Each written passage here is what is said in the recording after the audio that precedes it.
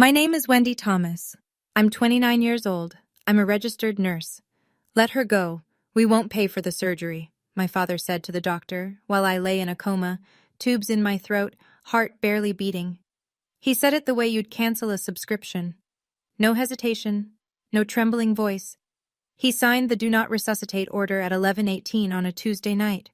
Not because the doctors told him I was beyond saving, but because the billing department told him the number. That was all it took. A number. And when I woke up 3 weeks later, bruised, broken, barely able to lift my own head, I discovered that the DNR wasn't even the worst thing he'd done while I was unconscious. What I did in the next 24 hours didn't just change my life. It collapsed his, and he never saw it coming. Because he forgot one thing about me. Before I go on, please take a moment to like and subscribe, but only if you genuinely connect with this story. Now, let me take you back 7 months earlier, to the day my grandmother died and everything started to unravel. I was born with a hole in my heart, a ventricular septal defect. That's what the cardiologist called it.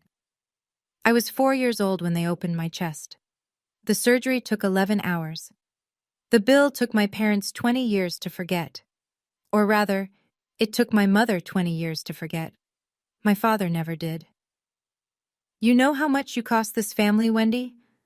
I was 8 the first time he said it. I'd asked for new sneakers. Mine had a crack along the sole and my socks got wet every time it rained. He was sitting at the kitchen table with a stack of medical bills. He didn't look up. $214,000. That's what you cost. I didn't get the sneakers. By the time I was 12, I'd stopped asking for anything. By 15, I was babysitting 3 houses on our block to pay for my own school supplies. By 18, I signed my first student loan, alone, while my older sister Meredith packed for the state university my parents were funding in full. Nobody questioned it. Meredith got a car at 16. I rode the bus. Meredith got her tuition paid. I got a repayment plan. Meredith got birthday dinners at restaurants. I got cake from a box and a card signed by my mother only. And I accepted all of it. That's the part that's hardest to explain. I wasn't angry. I genuinely believed I owed them. My father had repeated it so many times, you cost this family everything, that the debt felt as real as the scar on my chest. I carried it the way I carried my nurse's badge, every single day, without thinking. The only person who never mentioned that debt was my grandmother, Lillian. Lillian Price lived alone in a small brick house on Elm Street in Norristown, Pennsylvania. 2 bedrooms, 1 bathroom, a porch swing that creaked when the wind blew. She'd lived there for 41 years, raised my mother there, buried my grandfather from there, and kept the garden alive through every winter since. I started visiting her every Saturday when I was 23, fresh out of nursing school, drowning in student debt. I'd drive 40 minutes each way, bring her groceries, check her blood pressure, sit on that porch swing and listen to her talk about nothing and everything. She never once said, "You owe me." She said things like, "Tell me about your week, sweetheart," and, "Did you eat today?" And once, near the end, her hands shaking, her voice barely above a whisper, she said something I didn't understand. "I've taken care of things for you, Wendy. When the time comes, a man named Kessler will find you." I smiled and squeezed her hand. I thought she was confused. She got like that sometimes, or so I believed. She was 84. I assumed it was the medication talking. My father hated that I visited her. "You're wasting gas," he'd say. "She doesn't even remember your name." That was a lie. Lillian was sharp until her last breath. She remembered everything, including things my father wished she'd forget. She died on a Thursday in March, quietly, in her sleep, in that brick house on Elm Street. My father organized the funeral, small, quick. He didn't let me read a eulogy. "Keep it short," he said at the door of the funeral home. "We're not making a spectacle." I stood in the back row and said goodbye in silence. Lillian had said Kessler would find me. I didn't know who Kessler was. Not yet. It would take a coma, a signed death order, and 4 days in a hospital bed before that name meant anything at all. 3 months after Lillian's funeral, I was driving home from a 12-hour overnight shift at the hospital. It was 4:17 in the morning. Route 202, light rain. I remember the clock on my dashboard because I was calculating how many hours of sleep I could get before my next shift. 6, if I skipped breakfast. 5, if I showered. I never made that calculation again. The pickup truck ran the red light doing 50. It hit the driver's side of my car so hard, the frame folded inward like paper. I don't remember the sound. I don't remember the glass. I'm told I was conscious for about 90 seconds after impact, long enough for the paramedic to hear me say my name. Then nothing. Traumatic brain swelling, 4 broken ribs, internal hemorrhaging. The ER team at St. Catherine's, my own hospital, the place where I clocked in and out 5 days a week, opened me up within the hour. But the bleeding wouldn't stop. They needed a second surgery, a specialist, more time in the OR, and someone had to authorize it. I had no husband, no children. The emergency contact on my hospital file was the same name that had been there since I was 18, because my father had insisted on it. Gerald Thomas, next of kin. They called him at 10:30 that night. He arrived at 10:47. I know the exact time because the front desk logged it. He didn't go to my room first. He didn't ask the nurse how I was doing. He didn't ask if I was in pain or if I was afraid or if I had woken up even once. He walked straight to the billing department, and he asked one question: how much is this going to cost? I learned what happened next from a woman named Patricia Walsh. Everyone at St. Catherine's called her Pat. She was our head nurse, 28 years on the floor, a voice like gravel, and a memory that missed nothing. Pat was at the nurse's station when my father walked out of billing and found Dr. Richard Hale, the surgeon managing my case. She heard every word. "The second surgery," my father said. "What's the estimate?" Dr. Hale told him. 180 to 240, depending on complications. Insurance would cover part of it, but there'd be significant out-of-pocket, especially because my father was co-signer on some of my old medical accounts. He'd insisted on that when I was 18. I thought it was a kindness. It was a leash. My father didn't blink. "She doesn't have a healthcare proxy," he said. "I'm her father. I'm the decision-maker here." Dr. Hale nodded carefully. "That's protocol when no proxy is on file. Next of kin steps in." And then my father said it. "Let her go. We won't pay for the surgery." Pat told me later that Dr. Hale didn't respond immediately. He stared at my father for a long time. My father didn't look away. "She's been a financial drain her whole life," my father said.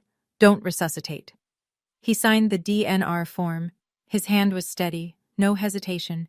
He put the pen down, asked if there was anything else he needed to sign, and walked toward the elevator. He didn't visit my room. He didn't look through the glass. He didn't say goodbye. Pat stood behind the station counter, gripping the edge with both hands.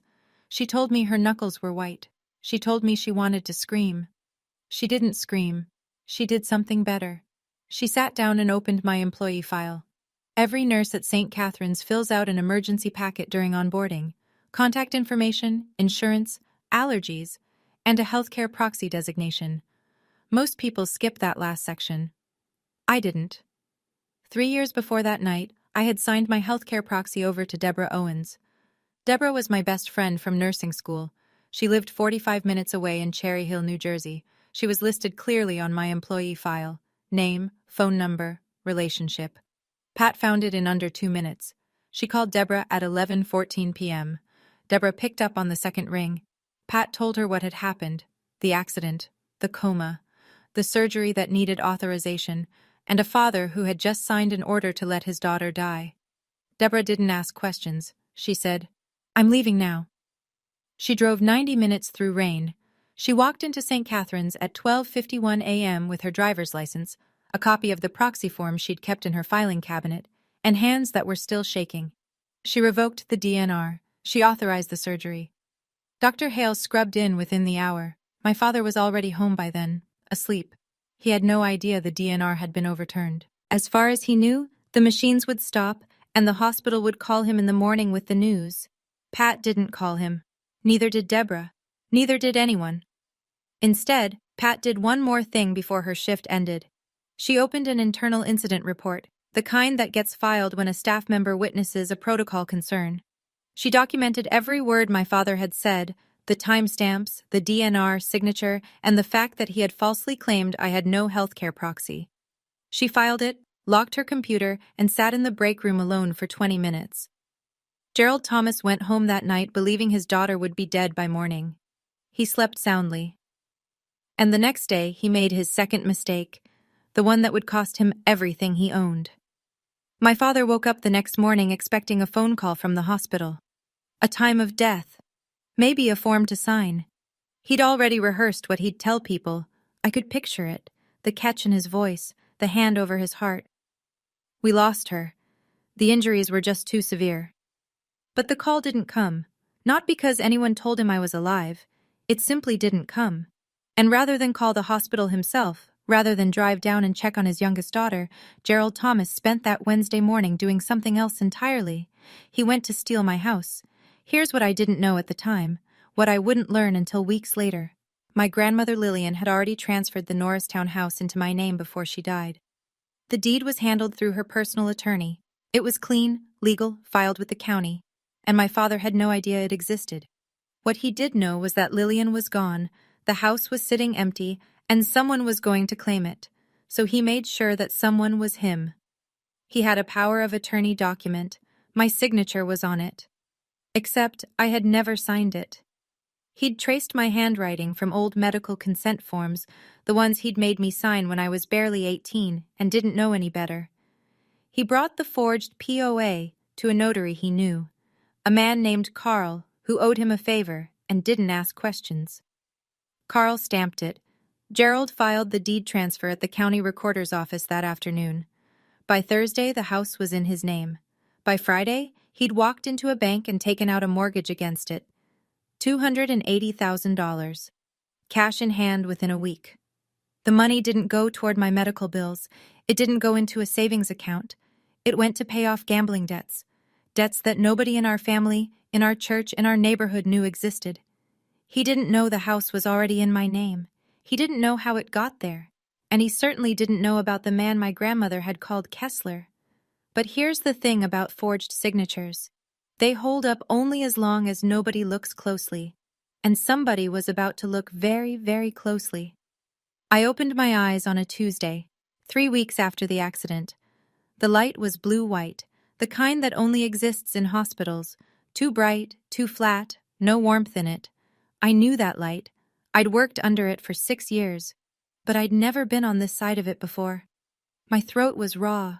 The breathing tube had been removed, but I could still feel where it had been, like a bruise inside my chest. My ribs ached when I inhaled. My left arm was in a soft cast. Everything was heavy. Even blinking took effort. The first face I saw was Pat's. Not my father's, not my sister's. Pat. She was standing by the window with her arms crossed, watching my monitors. When she saw my eyes open, she didn't gasp or rush over. She pulled a chair to my bedside and sat down. She took my hand. Her grip was firm and warm. "You're safe," she said. "I need to tell you some things. Not now, when you're ready." I tried to speak. My voice came out cracked, barely a whisper. "How long?" 3 weeks. Surgery went well. You're going to be fine." I closed my eyes again. Not because I was tired, because I was trying to remember how I'd ended up here. The truck, the red light, the sound of... The door opened. My father walked in at 2:17 that afternoon. The nurses logged it. I know because I checked later. He stood in the doorway for a moment. I watched his face carefully. There was something there, a flicker, half a second, before his expression rearranged itself into something softer, something practiced. I've read 1,000 faces in the ICU. Fear of losing someone looks different from fear of being caught. He rushed to my bedside. He grabbed my hand. Tears streamed down his cheeks. "Oh, sweetheart, we were so scared. Thank God you're okay." I looked at him, at the tears, at the trembling lip. "Hi, Dad," I said. Meredith sent flowers that evening. A generic bouquet from an online florist. She didn't come. 2 days later, I could sit up on my own. Pat waited until the afternoon shift change, when the hallway was quiet and the door could stay closed without anyone asking why. She pulled the same chair to my bed. She didn't sit down right away. She stood there for a moment, looking at me like she was trying to decide where to begin. "Just say it, Pat." She sat. "The night of your accident, your father came to the hospital." "I know. He told me he was here every day." "He wasn't. He came once. That night, he spoke to Dr. Hale. He asked about the cost of your surgery." I didn't interrupt. I kept my hands still on the blanket. "He told Dr. Hale you had no healthcare proxy. He said he was the sole decision maker, and then he signed a do not resuscitate order." The room was quiet. The monitor beeped. I counted 3 beeps before I spoke. "He signed a DNR." "Yes."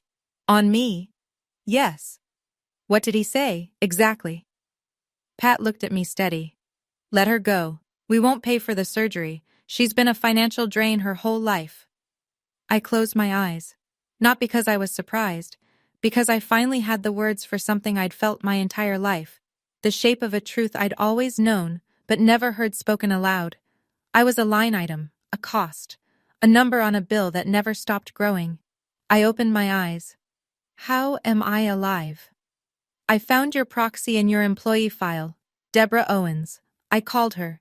She drove here in the middle of the night and authorized the surgery." "Is it on record, what he did?" "Incident report, filed and time-stamped, his exact words." I stared at the ceiling for a long time. Then I looked at Pat.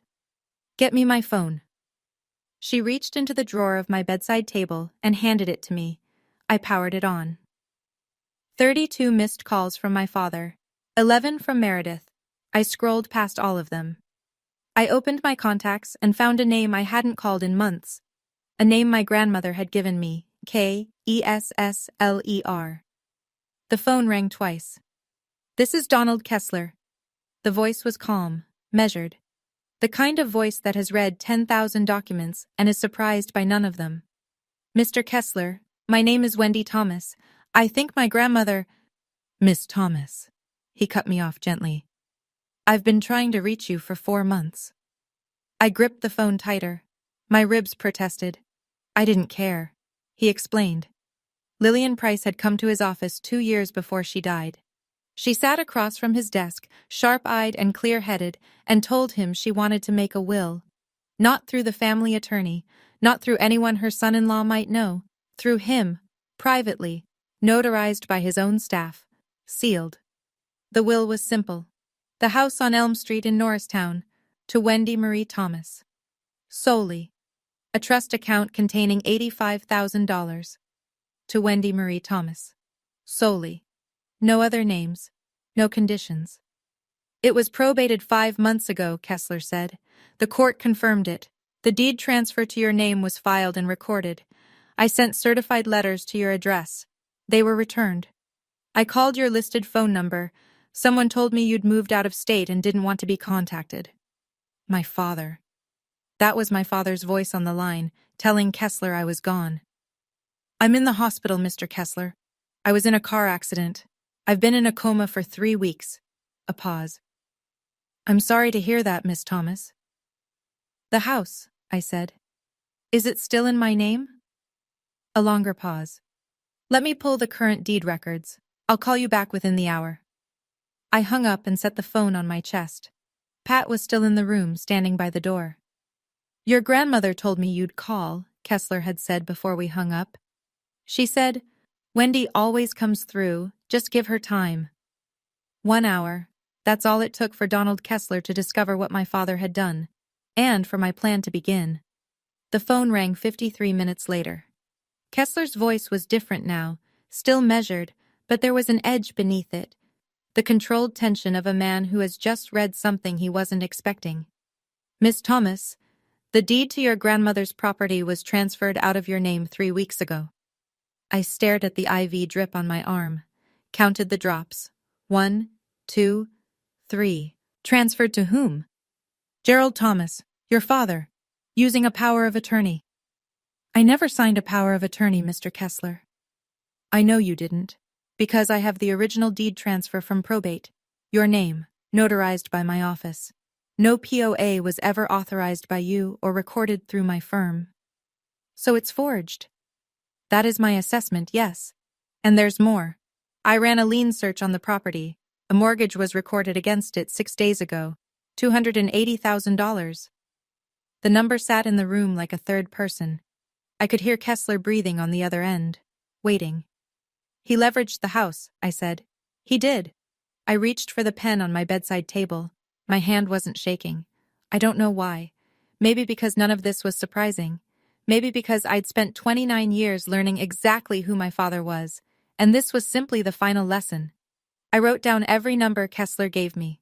The mortgage amount, the recording date, the lien holder, the notary's stamp number. Miss Thomas, do you want to press charges? Not yet. I want to see how deep this goes first. There's one more thing, Kessler said. Your grandmother left you a letter, sealed. She asked me to deliver it to you in person, only to you. I set the pen down. When can you come to the hospital? Tomorrow morning, 9 o'clock. I'll be here. I hung up, wrote the last number down. Then I turned to Pat, who had been standing silently by the window the entire time. Pat, I said, what time did my father sign the DNR? 11:18 p.m. I wrote that down too. Gerald Thomas visited his daughter the next afternoon with a bouquet of yellow roses and a Tupperware of banana bread that Meredith had baked. He set both on the table beside my bed, kissed my forehead, and sat down with the sigh of a man carrying an enormous burden. He was good at this. The performance. I'd watched it my entire life, at parent-teacher conferences, at church potlucks, at holiday dinners. The weary father, the silent provider, the man who sacrificed everything and never complained. The doctors say you'll be out in a week, he said, squeezing my hand. We'll take care of everything. Thank you, Dad.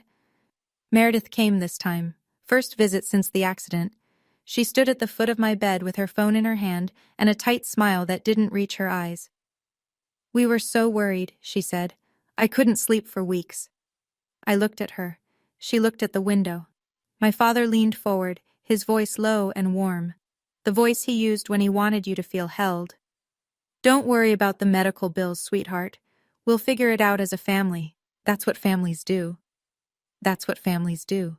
The man who signed my death order was sitting at my bedside, holding my hand, telling me about family. As a family, I repeated. I squeezed his hand back. I smiled. He smiled too, satisfied. He thought the script was working. They stayed for 40 minutes. Gerald talked about the weather, the Phillies, a leak he'd fixed for a client on Saturday. Meredith checked her phone 11 times. Then they left. I watched the door close behind them. I sat still for 10 seconds. The room was silent. Then I picked up my phone and called Kessler. Mr. Kessler, when can you come? Bring the letter. Donald Kessler arrived at 9 the next morning. He was shorter than I'd imagined. A quiet man in a gray suit, silver-rimmed glasses, a leather briefcase that had seen decades of use. He shook my hand gently, mindful of the IV line, and pulled a chair beside my bed. Your grandmother spoke about you often, he said. Every meeting, she mentioned you. He opened the briefcase. Inside was a manila envelope, sealed, Lillian's handwriting on the front. Just my name, Wendy. I broke the seal carefully. Inside was a single sheet of paper, folded twice. Her handwriting was thin but steady. She had written this while she could still hold a pen. Wendy, I know your father will try to take everything. He already has over the years. My pension, my savings, things I never told you because I didn't want to break the family apart. That was my mistake. Don't make it yours. The house is yours. The money is yours. Mr. Kessler has all the paperwork. Don't let anyone take what's yours. Not even your father. Especially your father. You are stronger than me, sweetheart. You always have been. I'm sorry I didn't say this while I could still hold your hand. I cried. For the first time since I'd woken up, since the accident, since Pat's words, since every cold revelation that had stacked on top of the last like bricks. I cried. Not because I was weak, because my grandmother had seen me. All of me. And she had planned for this moment the way she planned everything. Quietly, carefully, with love that didn't need applause. Kessler waited. He set a thick folder on the blanket beside me when I was ready. The original will, the probate records, the deed transfer in my name, and the lien search showing my father's mortgage. "You have everything you need," he said. "What do you want to do?" I wiped my face, sat up straighter, my ribs screamed, I didn't care. "I want to do this right. I want to do this publicly, and I want it done before Sunday." Kessler raised an eyebrow. "What's Sunday?" "Our church holds its monthly community gathering. My father's a deacon. He never misses it." Okay, I need to pause here for a second. If you're watching this and thinking, "I know exactly how this feels," or if you're sitting there wondering, "What is she going to do on Sunday?" drop a comment right now. Tell me, should she confront him publicly or handle it privately? I genuinely want to know what you'd do. Now, back to the story. 5 days after I woke up, they discharged me. I was still sore, still slow, still bruised in places I couldn't see. But I could walk, I could think, and I could make decisions, which was all that mattered. My father arrived at 10 in the morning to pick me up. He'd brought a suitcase. "You're staying with us until you recover," he said. He didn't ask. He announced it. The way he announced everything. No arguments. "That's kind of you, Dad, but Deborah's picking me up. She has a spare room." His face changed. Not dramatically. Gerald Thomas never let the mask slip far, but the corners of his mouth tightened. "You'd rather stay with a stranger than your own family?" "She's not a stranger. She's been my emergency contact for 3 years. Something moved behind his eyes. A calculation. But it didn't land. He didn't connect it to the proxy. Not yet. "Fine," he said. He picked up the suitcase he'd brought and walked out without saying goodbye. That evening, Meredith texted, "Dad's upset. You're being ungrateful, after everything he's been through." I read it. I set my phone down. I didn't respond. At Deborah's apartment, I sat at her kitchen table and called Kessler. We went over the timeline. He confirmed the filings. Court motion to void the fraudulent deed, police report for forgery, notification to the mortgage lender about the disputed title, everything ready, everything in order. "Sunday," I said. "Sunday," he agreed. That night, my father called. I almost didn't answer, but I needed to hear it. "By the way," he said, his tone casual, almost rehearsed. "Grandma Lillian's house. I've been handling the estate stuff. Don't worry about it. I'll explain when you're feeling better." He was testing me, checking the perimeter, seeing if I knew. "Okay, Dad," I said. "Thanks for taking care of it." I hung up, set the phone face down on the table. Deborah was watching me from the kitchen doorway. "How do you do that?" she asked. "How do you sound so calm?" "Practice," I said. 29 years of practice. Let me tell you about my father's church. First Grace Community Church sits on a tree-lined road in a suburb west of Philadelphia. White steeple, red brick, parking lot that fills up every Sunday by 9:45. About 120 people attend weekly. Families, retirees, small business owners, teachers. The kind of congregation where everyone knows your name, your kids' names, and what you brought to the last potluck. Gerald Thomas had been a deacon there for 15 years. He ushered at the door. He read scripture from the lectern. He organized the men's breakfast. He shook every hand in the room after the service, looked people in the eye, asked about their kids. When the church needed a new roof, Gerald led the fundraising campaign. When someone's furnace broke in January, Gerald fixed it for free and wouldn't take $1. Pastor David mentioned him in sermons. A man of faith and sacrifice. That was the phrase. I'd heard it so many times I could feel it in my teeth. Every first Sunday of the month, the church held a community potluck gathering in the fellowship hall, folding tables, casserole dishes, paper plates, a standing microphone near the front where people shared blessings and prayer requests. Gerald always spoke. He always talked about gratitude, about family, about what it meant to give without expecting anything in return. 120 people believed every word.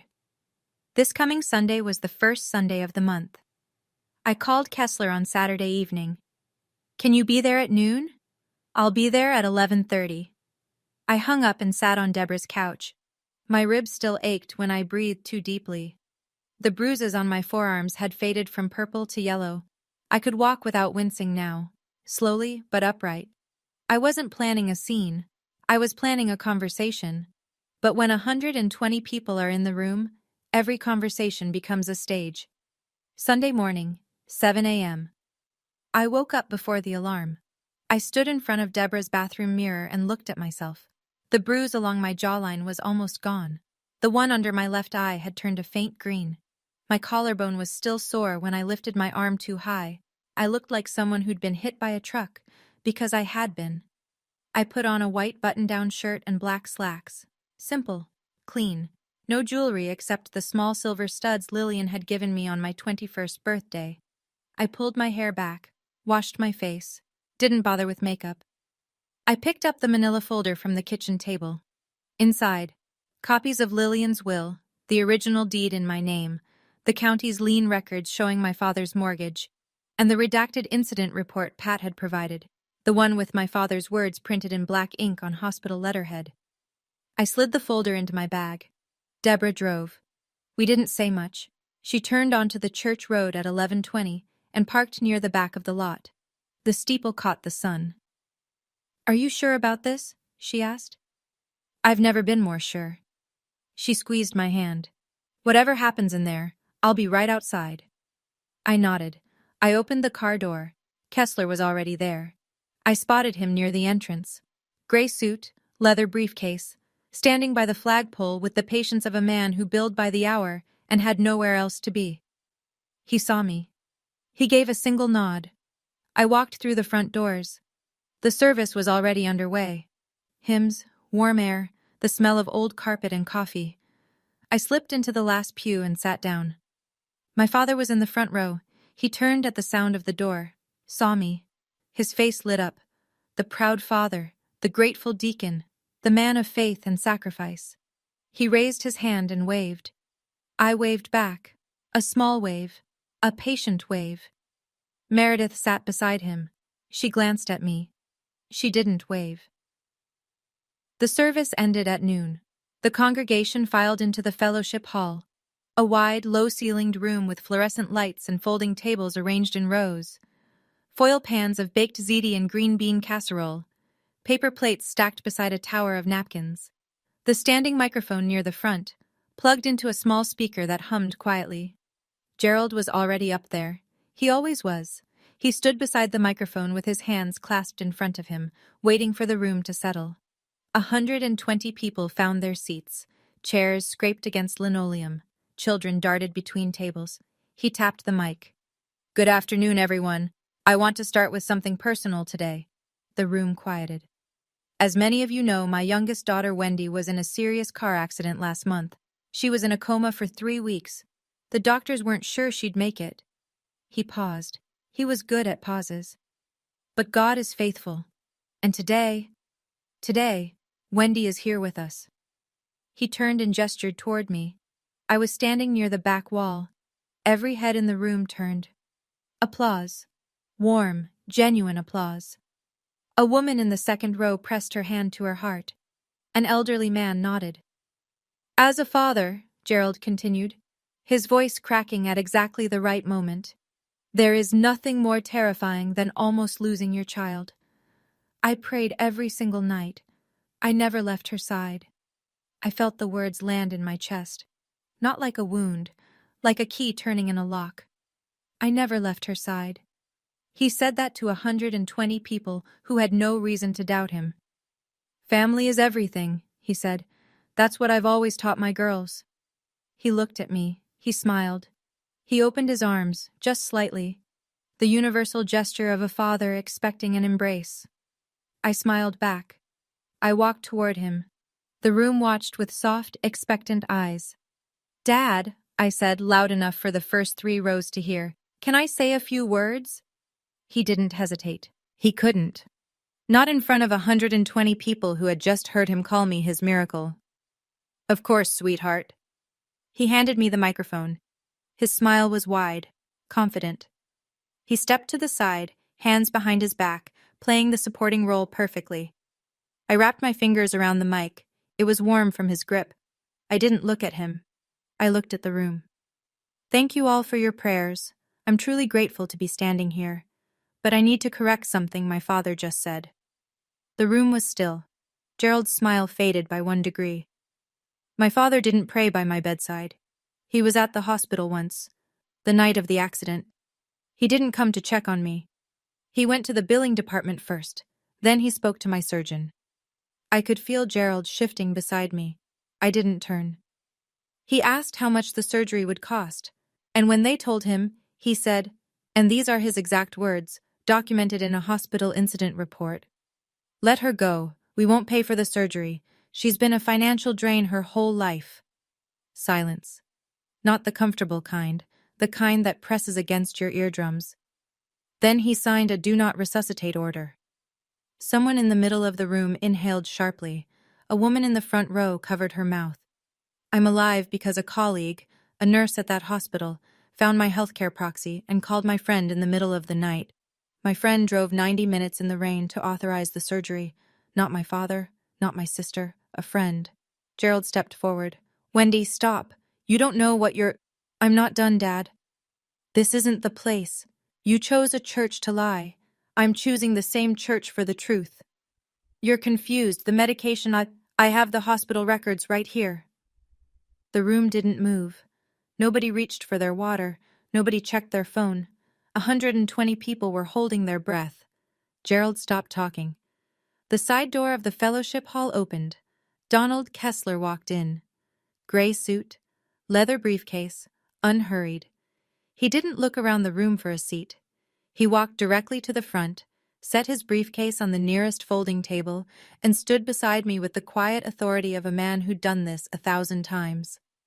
My father saw him.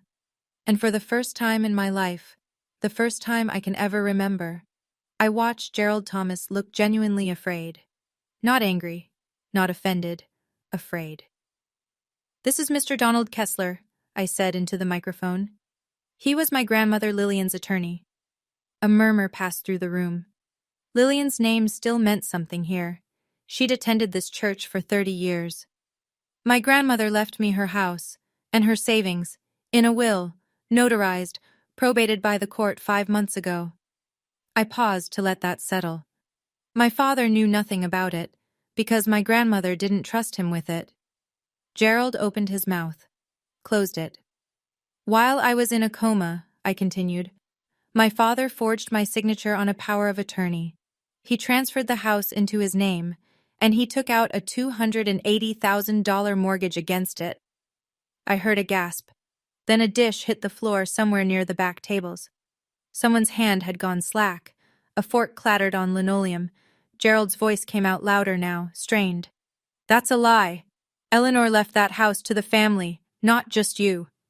Kessler opened his briefcase. He lifted a single document, the original will, and held it so the people in the front rows could see the notary seal. "I have the original will right here, Mr. Thomas." His voice was even, almost gentle. "Solely to Wendy Marie Thomas. Your name does not appear anywhere in this document." Gerald looked at Meredith. Meredith was staring at the floor. I lowered the microphone for a moment and spoke directly to my father, not whispering, not shouting, just speaking. "I'm not here to humiliate you, Dad. I'm here because you tried to let me die. And when that didn't work, you robbed me.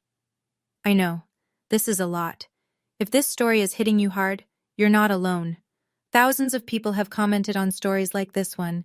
If you haven't subscribed yet, now's the moment. Hit that subscribe button so you don't miss how this ends.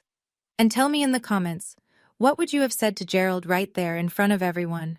Okay, let's keep going." Gerald turned to the room. His jaw was set. His eyes were scanning, looking for an ally, a friendly face, anyone who might still be on his side. "She's on heavy medication," he said. His voice was tight but controlled. "She doesn't know what she's saying. This is a private family matter." Nobody answered. The room was a wall of folded arms and unblinking eyes. Then a voice from the back row, a man I didn't recognize. "Then why is there a lawyer here, Gerald?" Gerald didn't answer. His eyes moved to Pastor David, who stood near the coffee table with his hands in his pockets. "Gerald," the pastor said quietly, "I think we should all hear this out." Gerald shifted. He changed tactics, the way he always did when authority failed. He softened, dropped his shoulders, let his voice break. I've sacrificed everything for this family. Wendy's medical bills nearly bankrupted us when she was a child. I did what I thought was best. I didn't raise the microphone. I just spoke from where I stood, clearly, the way you speak to a patient who's avoiding the truth. You did what was cheapest, Dad. There's a difference. You have no idea the pressure I've been under, the debts, the... He stopped. He realized what he'd almost said. His mouth closed like a door. Meredith stood up from her chair. Her face was white. Dad, stop talking. Gerald grabbed her arm. Tell them, Meredith. Tell them I was trying to protect the family. Meredith pulled free. She looked at me, then at the floor, then at the exit. I can't do this, she said. She walked toward the door, and as she passed me, close enough that only I could hear, she whispered 6 words that I'll carry for the rest of my life. I should have called Deborah myself. Then she was gone. I watched the door close behind my sister. The room was still watching me. I turned back to the congregation. I'm not telling you this to destroy my father. I'm telling you this because for 15 years, he has stood at this microphone and told you who he is. I think you deserve to know the truth. Then I turned to Gerald. He was standing with his back almost against the wall now. His hands were at his sides. The confident deacon who'd opened this gathering was gone. In his place was a man who looked smaller than I'd ever seen him. Dad, here's what's going to happen. My voice was steady. I didn't need the microphone for this part. The room was silent enough to hear a page turn. Mr. Kessler filed a motion with the county court yesterday to void the deed transfer because it's based on a forged power of attorney that I never signed. Gerald's jaw tightened. The bank that issued the mortgage has been notified that the title is disputed. The loan is frozen. His left hand began to tremble. I filed a police report on Friday. Forgery and fraud. The notary who stamped your document is named in it too. He took a half step backward. You will be required to return the full $280,000, or you will face criminal charges. Gerald's voice came out raw, almost a whisper. You'd send your own father to jail? I looked at him. Straight on. No flinch. You signed a paper to let your own daughter die. The fellowship hall held its breath. A child somewhere near the back asked their mother a question and was quickly shushed. I'm not sending you anywhere, Dad. I'm giving you a chance to make it right. That's more than you gave me. Kessler closed his briefcase with a soft click. The filings are already with the court, Mr. Thomas. This isn't a negotiation. Gerald looked around the room one last time. I watched him do it. The slow rotation, face by face. These were people he'd known for years. Jim Callahan, whose pipes he'd fixed every winter. Susan Merritt, who brought him coffee after every sermon. Robert Dill, the other deacon, who had stood beside him at every fundraiser for a decade. They all looked back at him. None of them looked away, and none of them moved toward him. Gerald sat down, not in a chair, on the nearest folding table. He put his face in his hands. Robert walked over. He put a hand on Gerald's shoulder, firm, not tender. Gerald, I think you should leave. Gerald stood. He walked toward the door. His shoes made no sound on the linoleum. At the threshold, he turned and looked at me. His eyes were red. His mouth was open, like he wanted to say something, some final line that would land the way his speeches always landed. Nothing came out. He left. I set the microphone down on the nearest table. My hands were steady. My ribs hurt. I didn't care. I'm sorry for disrupting your Sunday, I said to the room. My grandmother Lillian loved this church. She would have wanted the truth spoken here. 2 women came forward and hugged me. A man I didn't know shook my hand without a word. Pat, who had arrived quietly before the service and had been standing near the coffee station the entire time, caught my eye from across the room and gave a single, firm nod. Then someone touched my arm, a small, weathered hand. I turned. An older woman, white hair, cardigan, glasses on a chain around her neck. I'm Doris Brennan, she said. Your grandmother and I sat together every Sunday for 20 years. I nodded. I didn't trust my voice. She told me about you, every single week. She was so proud of you, Wendy. She never stopped talking about you. I'd spent my whole life thinking I was invisible in this place, that nobody in my father's world had ever seen me. Lillian made sure that wasn't true. Within 24 hours, everything Gerald Thomas had built came apart. The bank froze the mortgage Monday morning. An attorney from the lender's fraud department called Kessler before noon. The title was flagged as disputed, the loan suspended. Gerald couldn't access the funds. He couldn't refinance. He couldn't sell. The $280,000 he'd already spent was gone, and the debt was now his alone, secured against nothing. The county court accepted Kessler's motion to void the deed transfer. Gerald was served with a summons at his home that afternoon. A process server knocked on his door at 3:15. His neighbor was getting the mail and watched the whole thing. The police opened a formal investigation into the forgery and fraud. The notary, Carl, was named in the report. By Tuesday, Carl had hired his own attorney and was cooperating with investigators. Gerald was on his own. Word traveled through the church faster than any sermon ever had. Gerald was asked to step down as deacon by a unanimous vote of the board Tuesday evening. Robert Dill called him personally. Gerald didn't argue. He didn't show up to the meeting. His plumbing clients started canceling. 3 on Monday, 5 more by Wednesday. Most of them were church members. One of them, Jim Callahan, texted him a single sentence: "Don't come to my house again." Gerald called me at 10 that night. I answered. "You destroyed me," he said. His voice was flat, emptied out. "No, Dad. You destroyed yourself. I just stopped covering for you." He hung up. He called Meredith next. She didn't pick up. One more thing surfaced that week. Kessler found it during a routine check of my records. 3 years earlier, Gerald had changed the beneficiary on my life insurance policy. From Deborah to himself. My signature was on the form. I never signed it. He had a plan for every version of my death, and none of them included saving me. Meredith called 3 days later. I was sitting on Deborah's couch, a heating pad across my ribs, a cup of tea going cold on the table. My phone buzzed, her name on the screen. I stared at it for 2 full rings before I picked up. "Wendy," her voice was thick. She'd been crying. "I need to say something." "Then say it." "I knew about the DNR. I was in the waiting room when Dad went to talk to the doctor. He told me what he was going to do. I didn't stop him." I said nothing. I let the silence do what silence does. "And the house. I knew about that too. He promised me $85,000 if I kept quiet."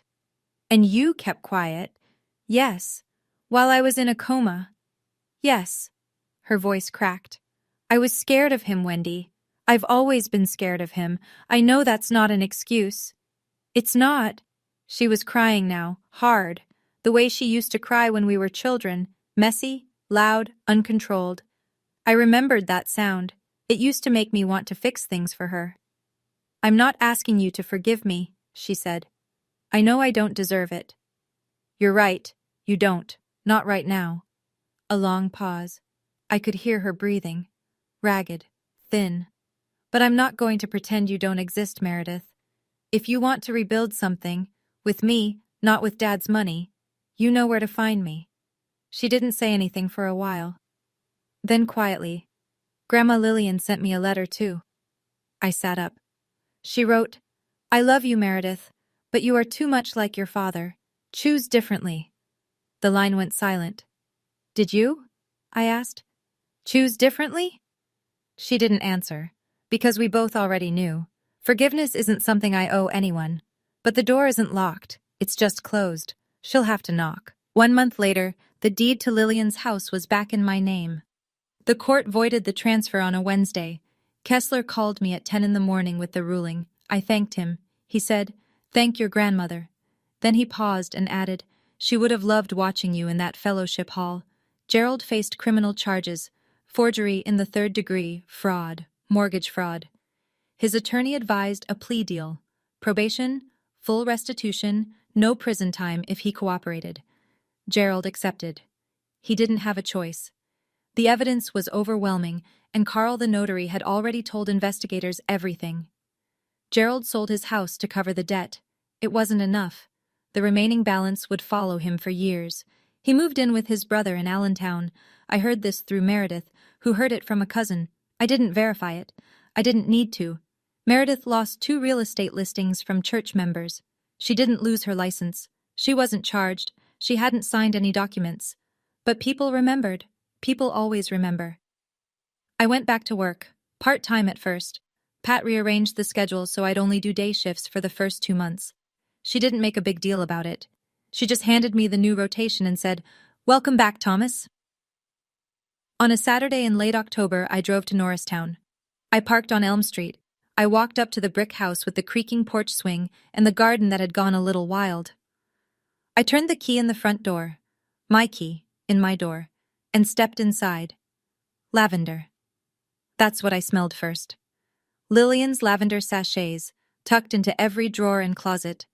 The scent of a woman who'd planned for everything. Her photo sat on the mantel.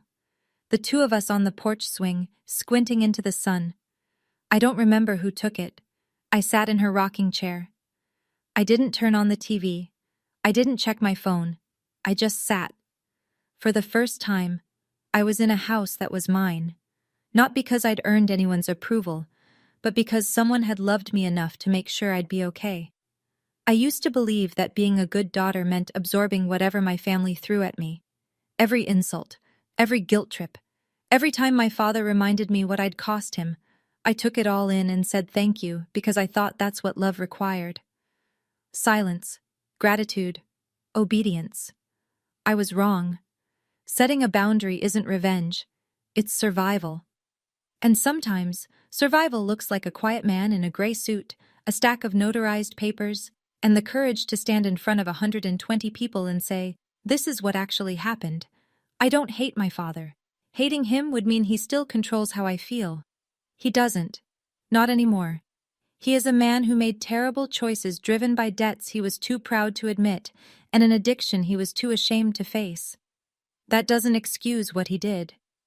But it does explain why I don't need to carry his weight on my shoulders any longer.